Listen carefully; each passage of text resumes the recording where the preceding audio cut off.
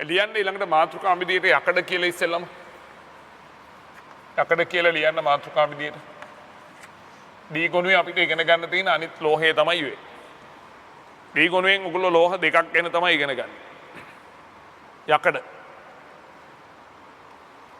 බලන්න මේකත් මුලින්ම ඕනේ අර විදිහම තමයි දරුවෝ මේ කලින් අපි ටයිටේනියම් ගැන ඉගෙන ගත්තා වගේ මේකත් ස්වභාවයේ තියෙන හැටි හොයලා බලන්න ඕනේ ඉස්සෙල්ලා. ස්වභාවික පැවතුම් ආකාර ටික.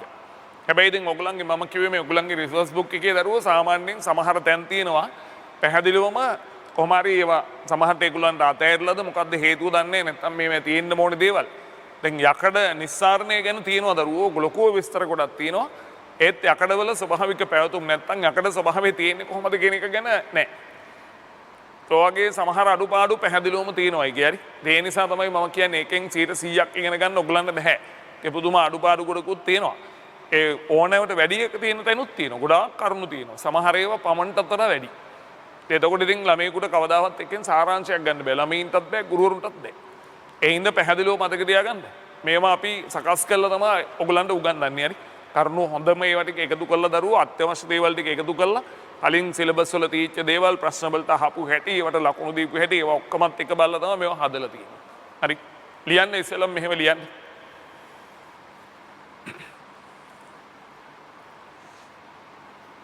වැඩි වශයෙන්ම භාවිතා කෙරෙන වැඩි වශයෙන්ම භාවිතා කෙරෙන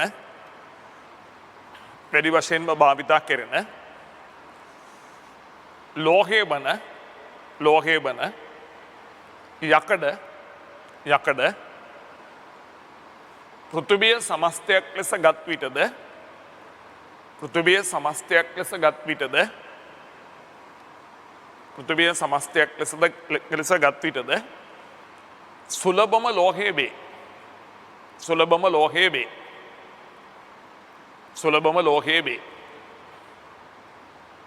සුලභම ලෝහයේ වේ.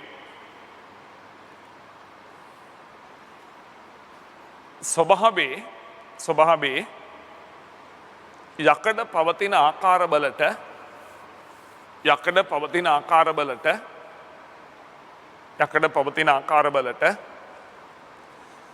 යපස් යයි කියනු ලබන අතර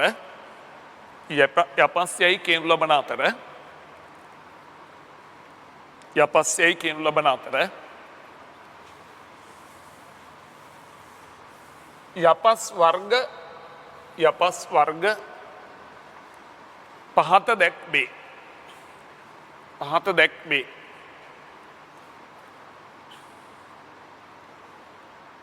බලන්න මේක නම් ඔයගොල්ලෝ දන්නවා ලෝකේ වැඩිපුරම කාර්මිකව භාවිතා මේ ලෝහයේ යකඩ ඊට අමතරව දරුවෝ සාමාන්‍ය පෘථිවිය සමස්තයක් කියලා ගත්තාම පෘථිවිය වැඩියෙන්ම සුලභම මූලද්‍රව්‍ය හැටියට තියෙන්නේ යකඩ. ඒක සාමාන්‍යයෙන් අර පෘථිවිය කබලට එනකොට ඔක්සිජන් එහෙම සුලභ වුණාට පෘථිවිය අභ්‍යන්තරයට යන්න ඔයගොල්ලෝ දන්නවා අර ඒකේ තියෙන්නේ වැඩිපුර ලාව වගේ ඒවා හින්දා යකඩ බල ප්‍රමාණය එන්න වැඩි වෙගෙන ගිහලා සමස්තයක් කියලා ගත්තාම යකඩ තමයි වැඩියෙන්ම තියෙන්නේ.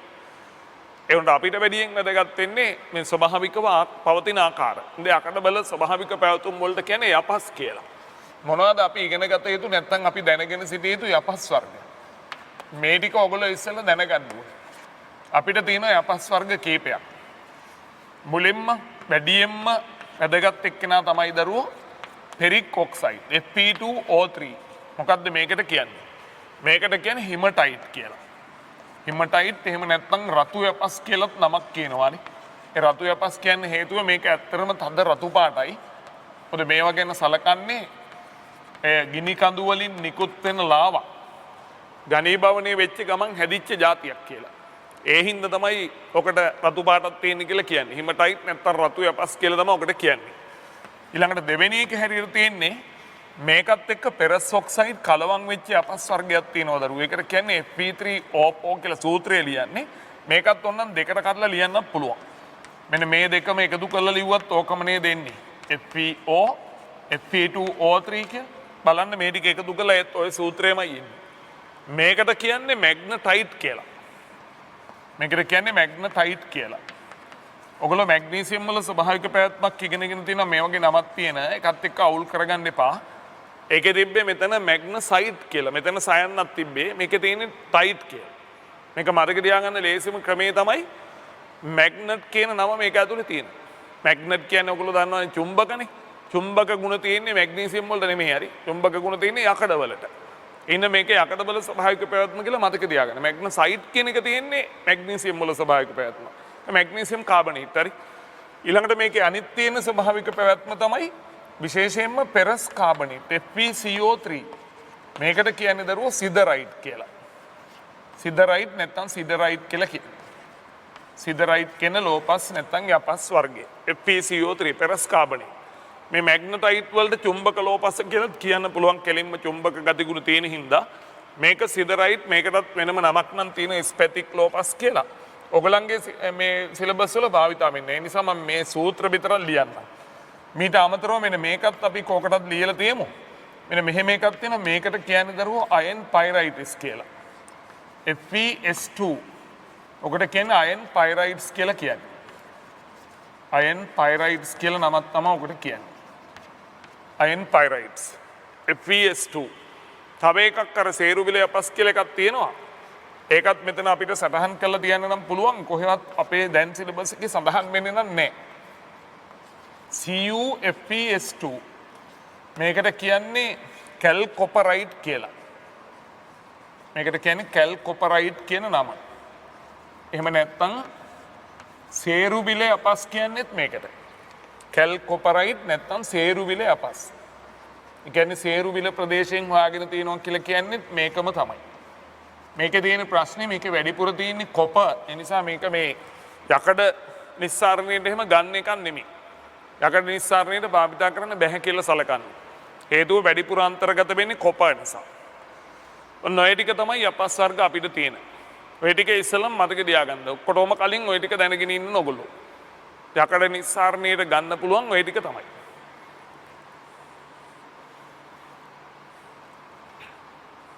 හරි ඊළඟට බලන්න.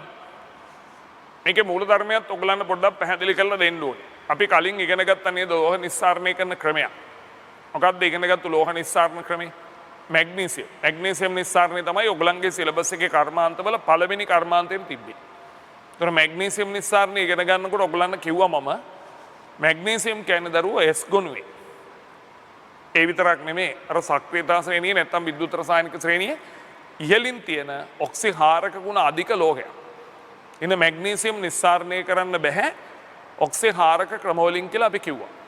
ඒ කියන්නේ සාමාන්‍යයෙන් හරි ප්‍රසිද්ධයි ලෝකේ තියෙනවා මේ ලෝහ නිස්සාරණය කරන ප්‍රධාන ක්‍රම දෙකක්. එකක් තමයි ඔක්සිහාරක ක්‍රමය.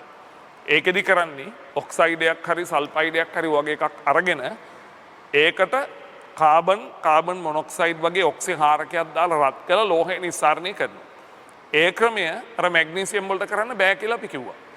මැග්නීසියම් වලට කරන්නේ නිසා වැඩිපුරම පාවිච්චි කරන ක්‍රමය තමයි විද්‍යුත් විච්ඡේදන ක්‍රමය. විද්‍යුත් විච්ඡේදන ක්‍රමය කියන්නේ ඊට වැඩිය ප්‍රබල ක්‍රමයක්. ඒ කියන්නේ ඔක්සිහාරක ක්‍රමයට වඩා ප්‍රබල ක්‍රමයක්. විද්‍යුතය මගින් ඔක්සිහරණය කිරීම. දොර මැග්නීසියම් නිස්සාරණය කරේ විද්‍යුත් විච්ඡේදන ක්‍රමය. ඒ වුණාට යකඩ නිස්සාරණය කරන්නේ විද්‍යුත් විච්ඡේදන ක්‍රමයෙන් නෙමෙයි. ඒ හේතුව තමයි මෙයාට එච්චර ඔක්සිහාරක ගුණ නැහැ. ඒ නිසා යකඩ පුළුවන් දරුවෝ නිස්සාරණය කරගන්න මේකට ඔක්සිහාරක ක්‍රමයක් දැම්මේ. ඒ නිසා මේ ඔයගලන්ට උගන්වන්න යන්නේ ඔක්සිහාරක ක්‍රමයක් පාවිච්චි කරලා යකඩ නිස්සාරණය කරන හැටි. එතෙන්දී ආයි ඔයගලන්ට මතක් කළ යුතු දෙයක් තියෙනවා. ලංකාවේ යකඩ නිස්සාරණය කරලා තියෙනවා ගොඩක් ඉස්සර. ඒ නිස්සාරණය කරලා තියෙන්නේ හුලං පාවිච්චි කරලා. ඒක තමයි වැදගත් දේ. මෝසම් සුලං පාවිච්චි කරලා තමයි යකඩ නිස්සාරණය කරලා තියෙන්නේ. ලෝකේ ගොඩක් රටවල් වල මිනිස්සු තවමත් හොයනවා ලංකාවේ යකඩ නිස්සාරණය කරපු ක්‍රමය පිළිබඳව. එක එක රටවල් වලින් විවිධ රටවල් වලින් ආපු විද්‍යාඥයෝ පොත් ලියලා තියෙනවා ලංකාවේ යකඩ නිස්සාරණය ගැන. ඒ තරමට ප්‍රසිද්ධයි ලංකාවේ යකඩ නිස්සාරණය. ඔය සේරුවිල වගේ ප්‍රදේශවල අමතරව සාමාන්‍ය රත්නපුරේ වගේ පැතිවලට සම්බන්ධ විවිධ තැන් තියෙන එහෙම එක එක දිහාස්වල යකඩ නිස්සාරණය කරලා තියෙනවා. ඒ යකඩ නිස්සාරණය කරලා තියෙන තරම කොච්චරද කියනවනම් හරි ප්‍රසිද්ධයි. එක එක කාලවලදී මෙහි හදපු ලෝහමය උපකරණ විශේෂයෙන් ආයුධ වගේ ඒවා වෙන රටවල් වලටත් යවලා තියෙනවා. ගොඩක් ඉස්සර මේ මෑත කාලීනව නෙමෙයි ඒක තමයි තියෙන ප්‍රශ්නේ. දැන් තියෙන ලොකුම ප්‍රශ්නේ තමයි එහෙම කරපු අපිට යකඩ නිස්සාරණය කරගන්න බැරුව දාගන්න. දැන් අපි යකඩ නිස්සාරණය කරන්නේ අපි කරන්නේ මොකද්ද? පිට රටවල් වලින් ගේනවා යකඩ.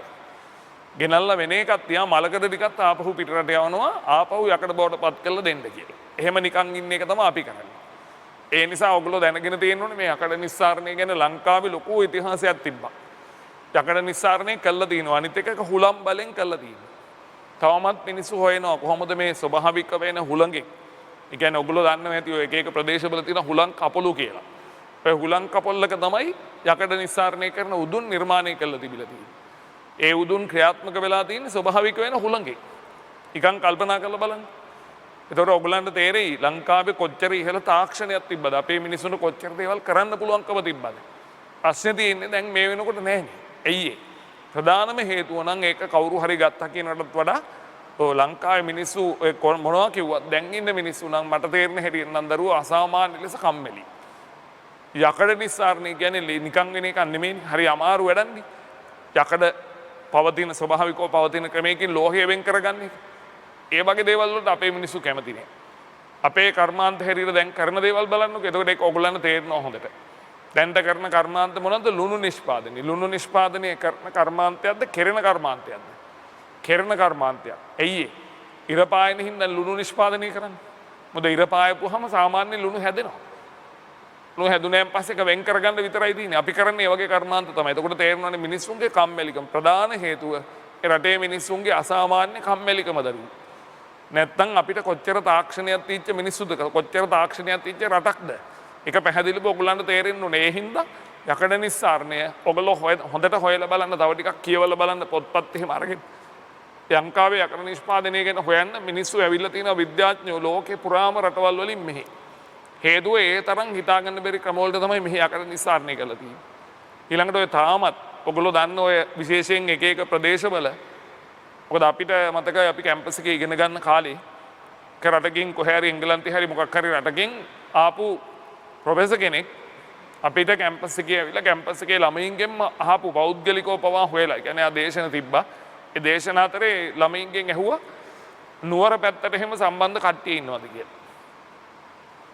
ඊට පස්සේ හොයලා බලපුවාම නුවර කට්ටිය ගොඩක් හිටියා අපේ කැම්පස් එකේ අපේ බැච් එකේ. ඊට පස්සේ ඒගොල්ලන්ගෙන් අහලා තීච්ච වැදගත්ම දේ තමයි කොහොමද යකඩ වලට රන් ආලේප කරන්න කියලා.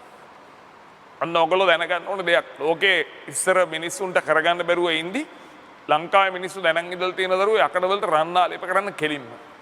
ඒකේ පුදුම සහගත දේ තමයි ඒක කළා තියෙන්නේ මේ ගස්වල කොළ జాතියක් පාවිච්චි කරලා. ඒක අපේ මිනිස්සු මේ වෙනකොට දන්නේවත් නැහැ. එහෙම එකක් කරන්න පුළුවන්කම තිබ්බා කියලා. ඒ උන්ට පිටරට මිනිස්සු සමහරව දන්නවා. ඒ දන්න අය මෙහි ඇවිල්ලා පරිශන කරනවා. ඒගොල්ලන්ට ඒ තොරතුරු ලබා ගන්න තමයි ළමයින්ගෙන් ඇහුවේ මෙහෙම කවුරු හරි දන්න කෙනෙක් ඉන්නවද කියලා. නිකන් හිතලා බලන්න. ඒතකොට ඔයගොල්ලන්ට තේරෙන්න ඕනේ ලංකාවේ ওই ලෝහ සම්බන්ධ කර්මාන්තවල එහෙම පුදුම තාක්ෂණයක් තිබිලා තියෙනවා. අදටත් සමහර දේවල් කරගන්න බැරුව දඟලන ඒවා මේ මිනිස්සු ඒ කාලේ කළා තියෙනවා. ඉතින් ඒ නිසා තමයි විශේෂයෙන් දරුවන්ගෙන් ඉල්ලන්නේ හොඳට මතක තියාගන්න. මේ වගේ ඔයගොල්ලන්ට පුළුවන් නම් ඉඩක් හම්බුනහම හරි මොකද විභාගෙට සමහරට වැදගත් නොවෙන්න පුළුවන්. ඔයගොල්ලෝ පොඩ්ඩක් කියවලා බලන්නකෝ. මේ ගැන වැඩිපුර. ඒතර ඔයගොල්ලන්ට තේරෙයි ඔයගොල්ලන්ට ආස හිතෙයි විශේෂයෙන් මේවා පුදුම වැඩක් නෙමෙයි කොහොමද මිනිස්සු කළා දෙන්නේ කියලා. ඒ කියන්නේ ඒ තරම් ඉහළ තාක්ෂණයක් අපි සතු තිබිලා තියෙනවා දරුවෝ ඉස්සර හරි. ඒක මතක තියන් ඉන්න. දැන් යකඩ නිස්සාරණය ගැන ඔයගොල්ලෝ දැනගත යුතු දේවල් ටික බලමු. ලියන්නකෝ. යකඩ නිස්සාරණය කියලා මාතෘකාව විදියට ලියන්න. යකඩ නිස්සාරණය කියලා ලියන්න. ලියලා මෙන්න මෙහෙම ලියන්න තින්ට.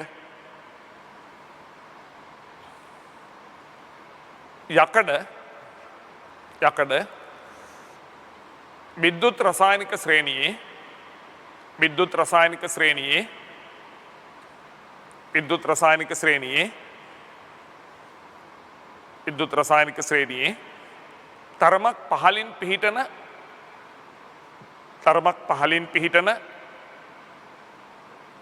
තරමක් පහලින් පිහිටන ඔක්සිහාරක ගුණ අඩු ලෝහයක් බැවින්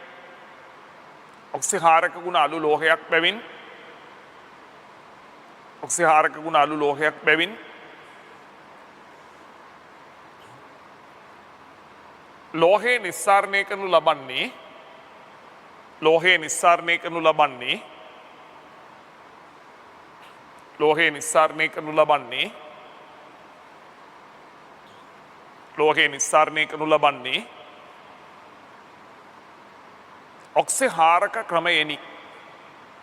ඔක්සිහාරක ක්‍රමයෙනි. ඔක්සිහාරක ක්‍රමේනි. ඔක්සිහාරක ක්‍රමේනි. මේ සඳහා භාවිතා කරන ලද උදුන මේ සඳහා භාවිතා කරන ලද උදුන මේ සඳහා භාවිතා කරන ලද උදුන ධාරා ඌෂ්මකයේ ලෙස හැඳින්වෙන නිසාම ධාරා ඌෂ්මකයේ ලෙස හැඳින්වෙන නිසාම ධාරා ඌෂ්මකයේ ලෙස හැඳින්වෙන නිසාම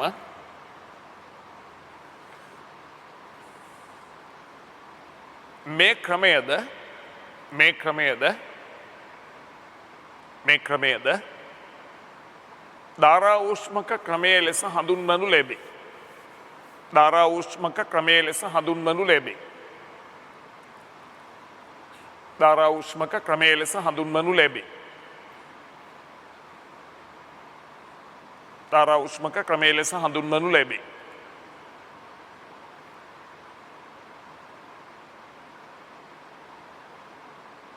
හරිද? බලන්න යකඩ නිස්සාරණය අපි එහෙමනම් පියවර හැටියට සටහන් කළා. අර කලින් කර්මාන්ත වගේ පියවර විදියට ඉගෙන ගමු. මොකද හේතුව දරුවා එතකොට ඔයගලන්ට ලේසි මතක තියාගන්න. මොනවා හරි අතෑරුනොත් නැත්තම් හොයාගන්න බෑ. ඉන් කරුණු හැටියට මම ලියලා දුන්නොත් කරුණු 5යි තියෙන්නේ කියලා ළමයා දන්නවා. එතකොට කරුණු 5යි තිබ්බේ ඔකේ. අට මතක හිටලා තියෙන්නේ 4යි. එහෙමනම් එකක් අමතකයි කියලාවත් තේරෙනවා. නැත්තම් දැන් ඔයගලන්ගේ මේ රිසෝස් බුක් එකේ එහෙම තියෙන යකඩ නිස්සාරණය කියන සටහනක් පුදුම පිටු ගානක් තිස්සේ පුදුම කරුණු ගොඩක් විස්තර කරලා තියෙන සටහනක් තියෙනවා. ඒකෙන් මම අර කලින් කියපු ප්‍රශ්නේ තමයි දරුවෝ තියෙන්නේ. ළමයෙක් ඕක කියවලා එකෙන් සාරාංශයක් ගන්න පුළුවන් නම් ඇත්තටම ළමයා පුදුම දක්ෂයෙක් කෙනෙක්. ගුරුවරුන්ටත් වඩා දක්ෂයි ඇති ළමයා. ඒයින් තමයි ඇත්තම දේ ගොඩක් දරුවෝ ගුරුවරුන්ට වඩා දක්ෂයි ඇත්තටම. ප්‍රශ්නේ තියෙන්නේ සාමාන්‍ය ළමයි තමයි ඔයගොල්ලෝ අතර වැඩියෙන්ම ඉන්නේ.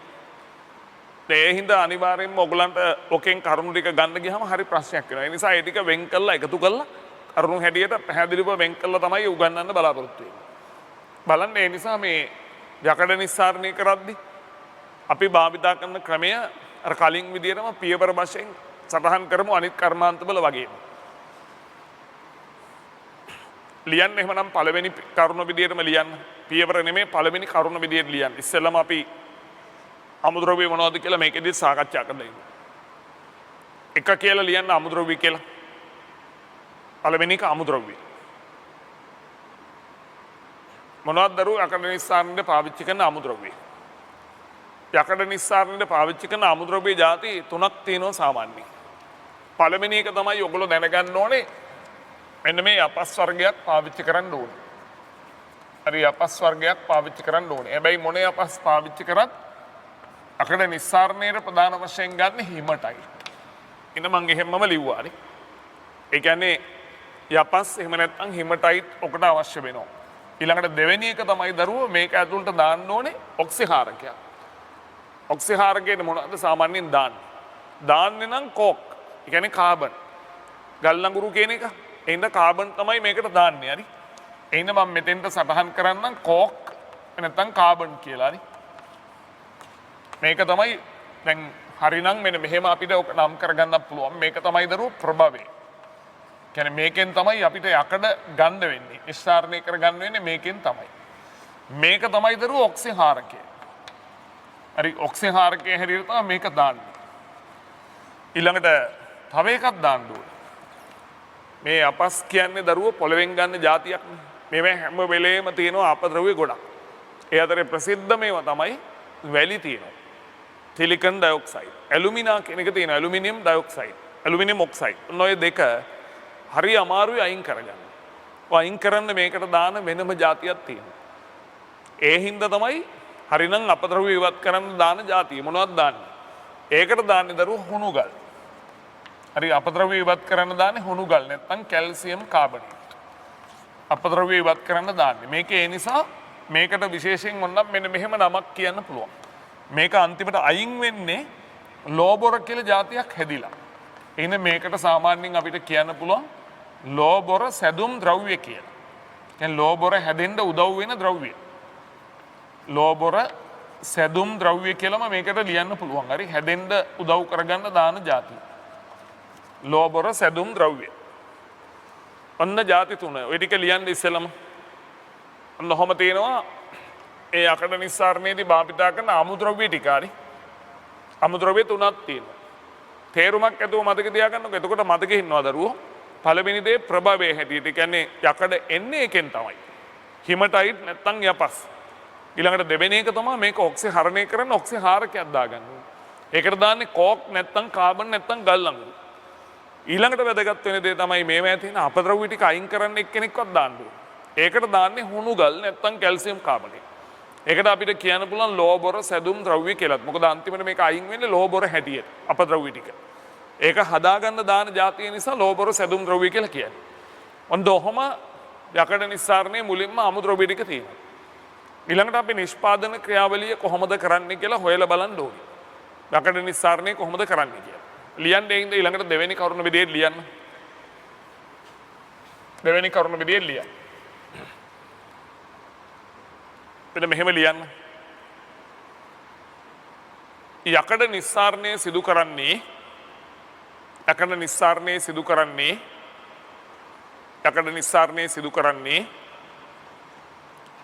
ධාරා උෂ්මකයේ ලෙස හැඳින්වෙන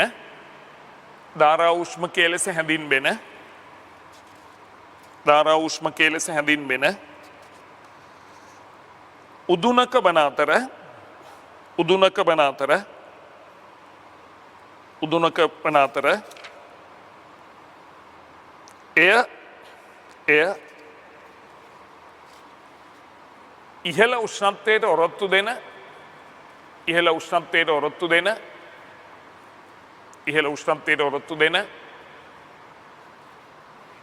ගිනි ගඩොල් වලින්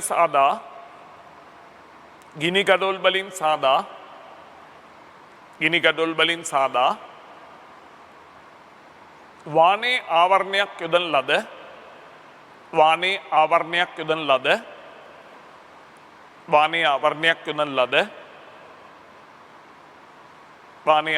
යොදන ලද උදුනක් වන අතර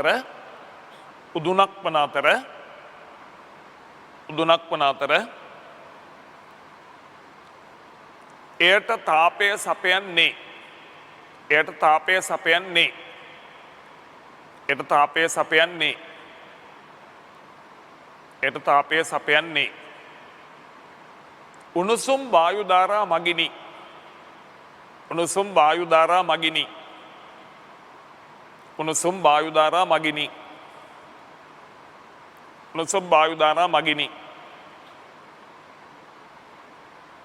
උණුසුම් වායු ධාරා මගිනි.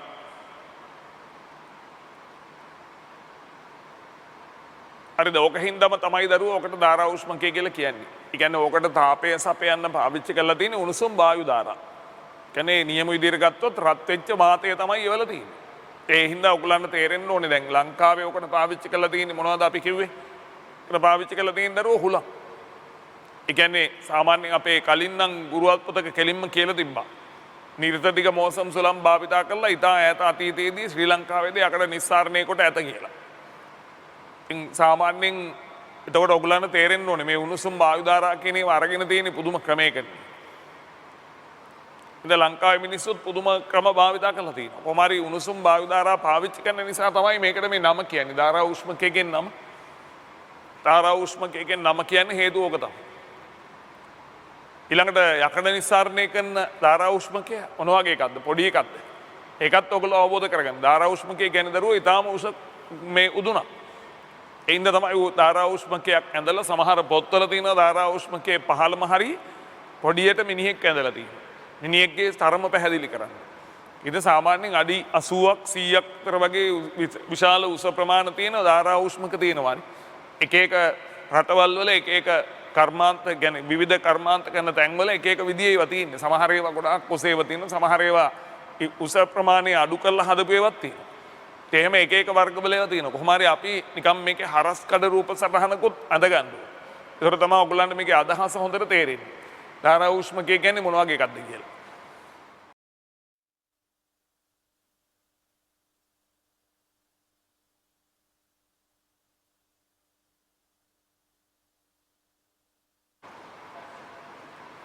බලන්න අපි යකඩ නිස්සාරණයට භාවිතා කරන ධාරා උෂ්මකය ගැන දැනගෙන තියෙන්න ඕන දරුවෝ ටිකක්. ඒ හින්දා ධාරා උෂ්මකය කියන එක ගැන මම ඉස්සෙල්ලම කියලා ඉන්නම්.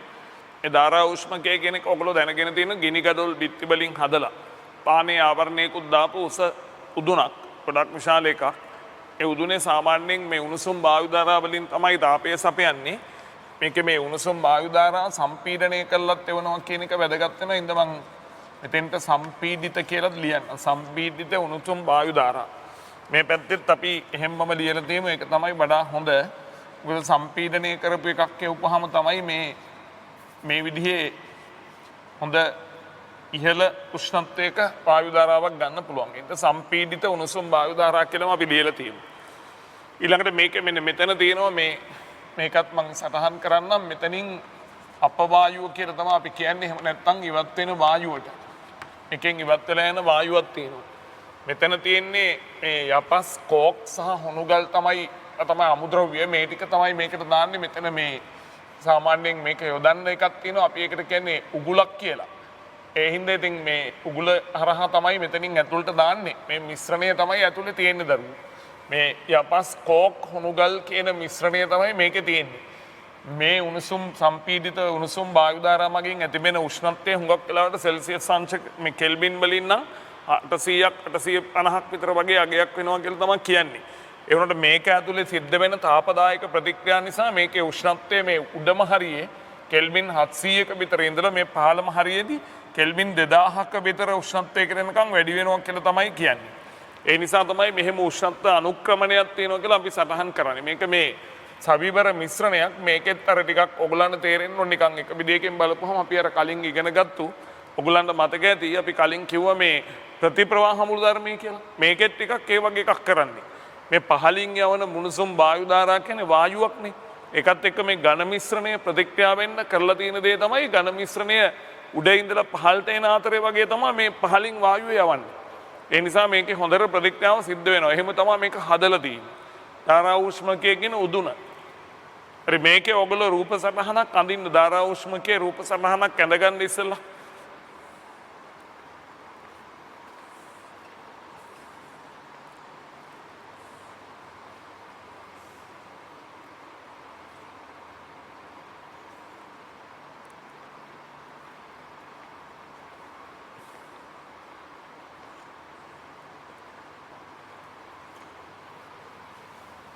මේකත් අපි ලියලම තියමු. මේකට කේතු ආකාර උගුල කියලා තමයි ඔයගොල්ලන්ගේ රිසෝස් බුක් එකේ නම් තියෙන්නේ. කේතු ආකාර උගුල.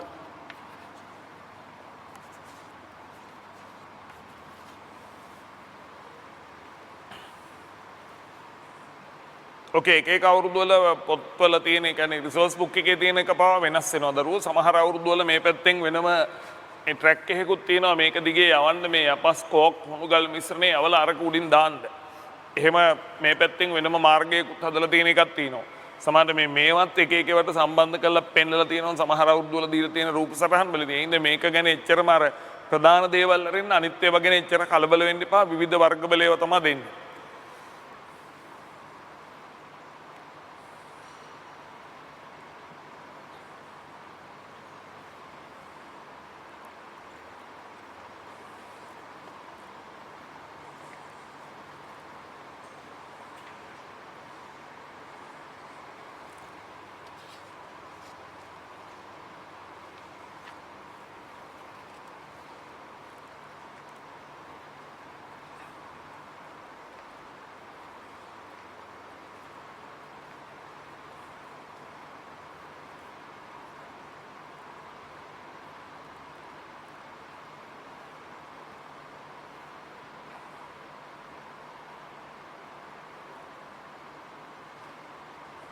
මේකේ මේ පහලින්ම තියෙනවා ද්‍රවාමුයකට ලබා ගන්න තැනක්. ඊට ඉහළින් තියෙන ලෝ බොර කියන එක ගන්න තැනක්. ඒ ලෝ බොර කියන එක මේ ද්‍රවාමුයකට වලට වඩා උඩින් පාවෙනවා හරි. ඒ ඔක්කොම අපි විස්තර කරනවා මේකේ ප්‍රතික්‍රියා ටික ඉගෙන ගනිද්දී.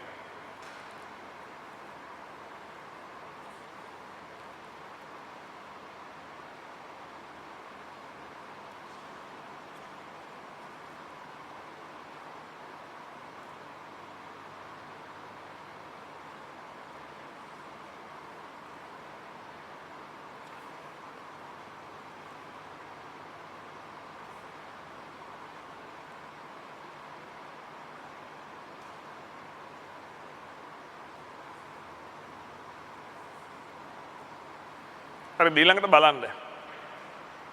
ඊළඟට මේක අපි ප්‍රතික්‍රියා ගැනත් ඉගෙන ගන්න ඕනේ. ප්‍රතික්‍රියා ගැන ඉගෙන ගන්න ගියාම ඔයගොල්ලෝ මුලින්ම ඉගෙන ගත යුතු දේ තමයි මේක ඇතුළට අපි ඔක්සිහාරකයේ හැටියට දාන්නේ මොකද්ද දරුවෝ? දාන්නේ නම් කාබන්. නැත්නම් කෝක්. ඒකට මේක ඇතුලේ ක්‍රියාත්මක වෙන්නේ ඕක නෙමෙයි.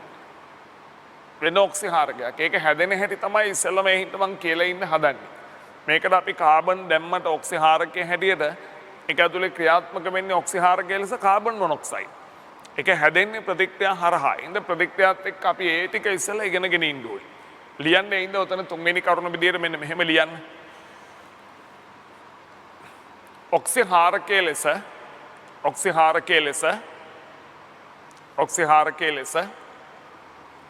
කෝක් එහෙම නැත්නම් කාබන් යොදන නමුත් ධාරා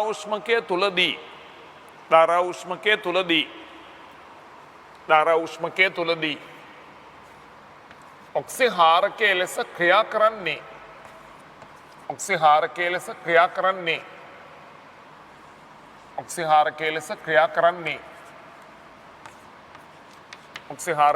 ක්‍රියා කරන්නේ කාබන් මොනොක්සයිඩ්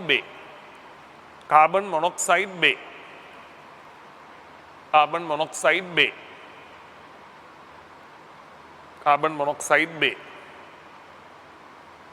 එය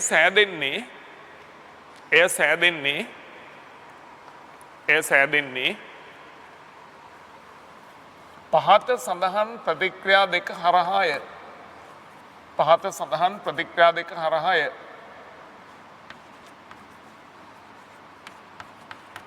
සඳහන් ප්‍රතික්‍රියා දෙක හරහාය.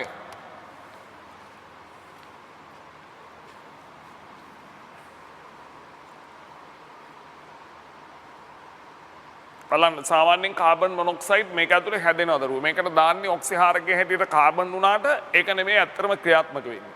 ඒකත් ක්‍රියාත්මක වෙනවා පොඩි ප්‍රමාණයක්. වැඩියෙන් ක්‍රියාත්මක වෙන්නේ මේ අලුතෙන් හැදෙන එකක්. හැදෙන ක්‍රමය තමයි මේ ඔයගොල්ලන්ට කියන්නේ. ඉස්සෙල්ලා අපි මේ දාපු කෝක් කියන එකම ඔක්සිජන් එක්ක ප්‍රතික්‍රියා වෙලා උණුසුම් වායු ධාරාවල තියෙන කාබන් ඩයොක්සයිඩ් හදනවා. ඒක තාපදායකයි කියලා ඔයගොල්ලෝ දන්නවා. මොකද මේක අර කාබන් ඩයොක්සයිඩ් වල දහන එන්තල්පි මේ උත්පාදන එන්තල්පි නැත්නම් කාබන් වල දහන එන්තල්පි කියන ප්‍රතික්‍රියාව. ඊළඟට මෙන්න මේ කාබන් ඩයොක්සයිඩ් තමයි ඕක ප්‍රතික්‍රියා කරන දරුවෝ ආපහු කාබන් එක්කම කෝක් එක්කම ප්‍රතික්‍රියා කරනවා. මේක කාබන් එක්කම ප්‍රතික්‍රියා කරොත් මොනවද හැදෙන්නේ? ඔන්න එතකොට තමයි කාබන් මොනොක්සයිඩ් දෙකක් හැදෙනවා. මේකෙත් ඩෙල්ටා H අගේ ඍණාගයක් තමයි තියෙන්නේ. ඒක නම් ඩෙල්ටා H අගය දීලා නැහැ සාමාන්‍යයෙන් ප්‍රසිද්ධාගයක් නෙමෙයි හින්දා එක කුඩයි බිඳුව කියලා විතරක් මම ලියන්නම්. මේකත් ඩෙල්ටා H ඍණාගයක් තියෙන එකක් මේකත් ඩෙල්ටා H ඍණාගයක් තියෙන එකක්. මේ ප්‍රතික්‍රියා දෙකෙන් තමයි කාබන් මොනොක්සයිඩ් හැදෙන්නේ. ලියන්න ඉස්සෙල්ලා ප්‍රතික්‍රියා දෙක ලියන්න. අපි දාපු ඔක්සිහාරකේ නැතුව අලුත් එකක් හැදෙනවා. හැදෙන හැටි තමයි ඔය කියන්නේ. කාබන් මොනොක්සයිඩුයි ඔක්සිහාරකයේ හැටියට ප්‍රධාන වශයෙන් අන්තිමට ක්‍රියාත්මක වෙන්නේ කාබන් මොනොක්සයිඩ්.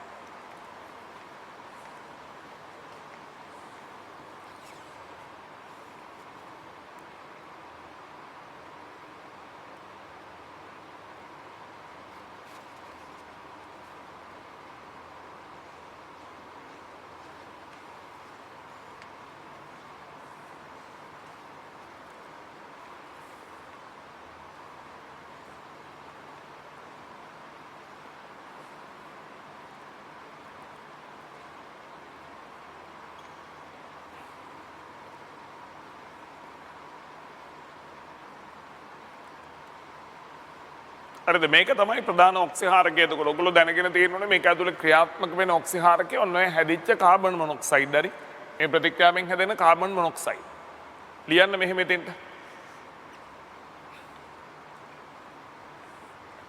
ධාරා උෂ්මකයේ තුලදී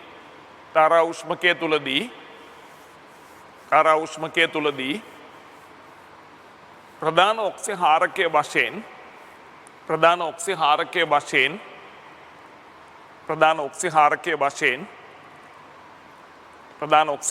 වශයෙන්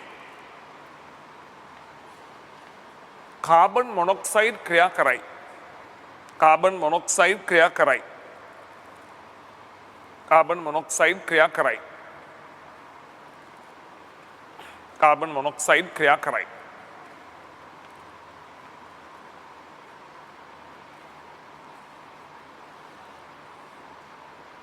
මෙන්න මෙතන ඔයගොල්ලෝ සකස් කරලා ලියන්න දරුවෝ මේක මම ඩෙල්ටා H කුඩයි බිඳුව කියලා ලිව්වට මේකට අගයක් මේකේ එක තැනක දීලා නැහැ එක තැනක දීලා තියෙනවා.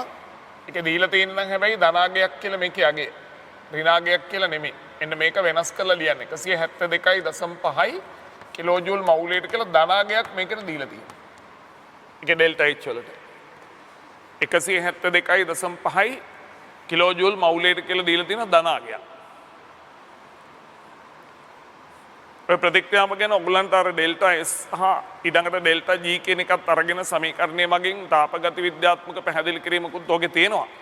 ඒක මම වෙනම කියන්නම්. අපි මේ ටික ඉස්සෙල්ලා හරියට ඉගෙන ගනිමු. ඒතර ඔයගොල්ලෝ දැනගන්න ඕනේ මේක ඇතුළට ඔක්සිහාරකය කියලා හිතාගෙන දාන්නේ මොකද්ද? කාබන් නැත්නම් කෝක්. මේක ඇතුළේදී හැදෙන ඔක්සිහාරකය මොකද්ද? Carbon monoxide. ඔයගොල්ලෝ හොඳට දැනන් ඉන්න ඕනේ මේක ඇතුළේදී ක්‍රියාත්මක වෙන්නේ කාබන් වලට සාපේක්ෂව, කියන්නේ කෝක් වලට සාපේක්ෂව කාබන් මොනොක්සයිඩ් තමයි දරුවෝ වැඩි ප්‍රමාණයක්. ගොඩාක්ම ක්‍රියාත්මක වෙන්නේ ඔක්සිහාරකයේ හැටියට මෙන්න මේ කාබන් මොනොක්සයිඩ්. ඉතින් මෙයා තමයි ප්‍රධාන ඔක්සිහාරකය කියලා සලකන්න පුළුවන්. ප්‍රධාන ඔක්සිහාරකය කියලා ඔක ගන්න පුළුවන්.